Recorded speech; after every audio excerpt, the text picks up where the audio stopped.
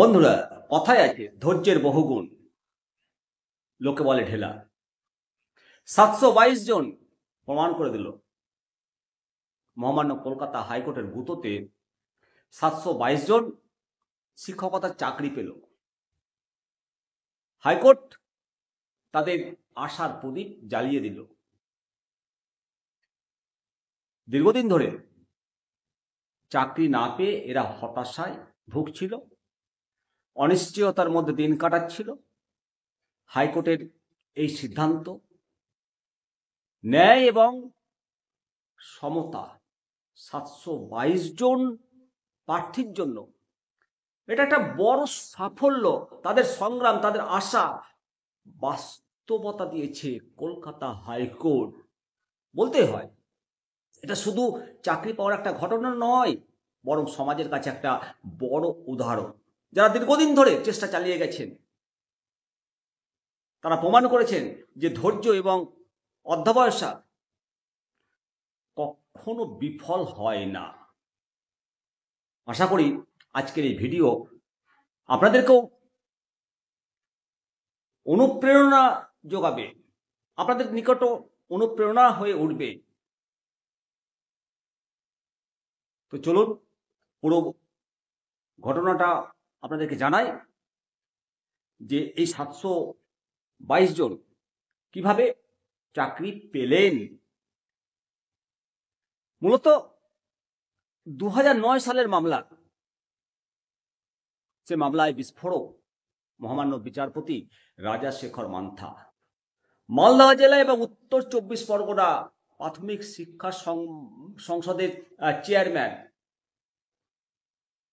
এদেরকে কেন কঠোরতম পদক্ষেপ নেওয়া হবে না এবং দরকারে 3 মাস জেলে ভরার নিদান দিয়েছিলেন। শুধু তাই নয়, শিক্ষা দপ্তর এবং কমিশনারকেও কঠোর শাস্তির নিদান দিয়েছিলেন। হাইকোর্টের তরফে 2 দিন সময় দেওয়া হয়েছিল, মাত্র 48 ঘন্টা সময় দেওয়া হয়েছিল 3 জনকে। কেন কঠোর শাস্তি দেওয়া হবে না এবং শেষ সুযোগ হিসেবে সেটা জানাতে হবে, শুক্রবারের মধ্যে কারণ দর্শাতে হবে। উপস্থিত হয়ে এজলাসে গিয়ে 2009 সাল যে নিয়োগ প্রক্রিয়া, মালদহ এবং উত্তর 24 পরগনা হাইকোর্টের নির্দেশ থাকলেও চাকরি দেয়নি বোর্ডগুলো। বিচারপতির যে পর্যবেক্ষণ, সংবাদ মাধ্যম সূত্রে যেটা উঠে আসছে, যে আদালতের ধৈর্যের পরীক্ষা নিচ্ছে এই চেয়ারম্যান আধিকারিকরা। অ্যাডমিট কার্ড নিয়ে নতুন যুক্তি, আসলে চাকরি না দেওয়ার অজুহাত। আত্মঘাতী হলে চাকরি দেবে ডিপিএসসি। আদালতে অনুমতি দিয়ে 2 জেলার প্রাথমিক শিক্ষা সংসদ জানায় যে শূন্য পদে যোগ্যদের চাকরি দিতে আপত্তি নেই।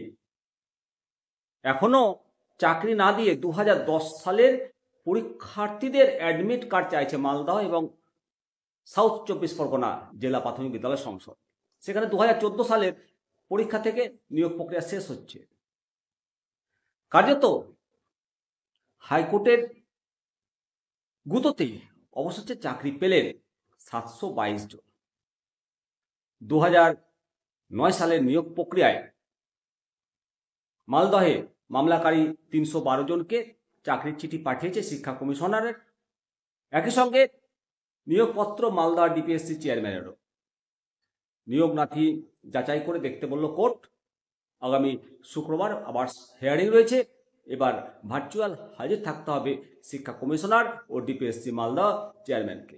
পাশাপাশি উত্তর 24 পরগনায় 410 জন মামলাকারীকেও চাকরি দিল উত্তর 24 পরগনা ডিপিএসসি। শিক্ষা কমিশনার ও ডিপিএসসি উত্তর 24 পরগনার চাকরির নথি দিল।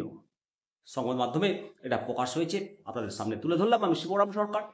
পরবর্তী আপডেট নিয়ে আবার আপনাদের সামনে হাজির হব। ভালো থাকুন, সুস্থ থাকুন, দেখতে থাকুন নিমতিদা দর্শন। নমস্কার। বন্ধুরা, কথায় আছে ধৈর্যের বহুগুণ, লোকে বলে ঢেলা। 722 জন প্রমাণ করে দিল মহামান্য কলকাতা হাইকোর্টের গুঁতোতে 722 জন শিক্ষকতার চাকরি পেল। হাইকোর্ট তাদের আশার প্রদীপ জ্বালিয়ে দিল। দীর্ঘদিন ধরে চাকরি না পেয়ে এরা হতাশায় ভুগছিল, অনিশ্চয়তার মধ্যে দিন কাটাচ্ছিল। হাইকোর্টের এই সিদ্ধান্ত ন্যায় এবং সমতা 722 জন প্রার্থীর জন্য এটা একটা বড় সাফল্য। তাদের সংগ্রাম, তাদের আশা বাস্তবতা দিয়েছে কলকাতা হাইকোর্ট। বলতে হয় এটা শুধু চাকরি পাওয়ার একটা ঘটনা নয়, বরং সমাজের কাছে একটা বড় উদাহরণ। যারা দীর্ঘদিন ধরে চেষ্টা চালিয়ে গেছেন, তারা প্রমাণ করেছেন যে ধৈর্য এবং অধ্যবসায় কখনো বিফল হয় না। আশা করি আজকের এই ভিডিও আপনাদেরকেও অনুপ্রেরণা যোগাবে, আপনাদের নিকট অনুপ্রেরণা হয়ে উঠবে। তো চলুন পুরো ঘটনাটা আপনাদেরকে জানাই যে এই 722 জন কিভাবে চাকরি পেলেন। মূলত 2009 সালের মামলা। সে মামলায় বিস্ফোরক মহামান্য বিচারপতি রাজাশেখর মান্থা, মালদহ জেলা এবং উত্তর 24 পরগনা প্রাথমিক শিক্ষা সংসদের চেয়ারম্যান, এদেরকে কেন কঠোরতম পদক্ষেপ নেওয়া হবে না এবং দরকারে 3 মাস জেলে ভরার নিদান দিয়েছিলেন। শুধু তাই নয়, শিক্ষা দপ্তর এবং কমিশনারকেও কঠোর শাস্তির নিদান দিয়েছিলেন। হাইকোর্টের তরফে 2 দিন সময় দেওয়া হয়েছিল, মাত্র 48 ঘন্টা সময় দেওয়া হয়েছিল 3 জনকে। কেন কঠোর শাস্তি দেওয়া হবে না এবং শেষ সুযোগ হিসেবে সেটা জানাতে হবে, শুক্রবারের মধ্যে কারণ দর্শাতে হবে। উপস্থিত হয়ে এজলাসে গিয়ে 2009 সাল যে নিয়োগ প্রক্রিয়া মালদহ এবং উত্তর 24 পরগনা হাইকোর্টের নির্দেশ থাকলেও চাকরি দেয়নি বোর্ডগুলো। বিচারপতির যে পর্যবেক্ষণ, সংবাদ মাধ্যম সূত্রে যেটা উঠে আসছে, যে আদালতের ধৈর্যের পরীক্ষা নিচ্ছে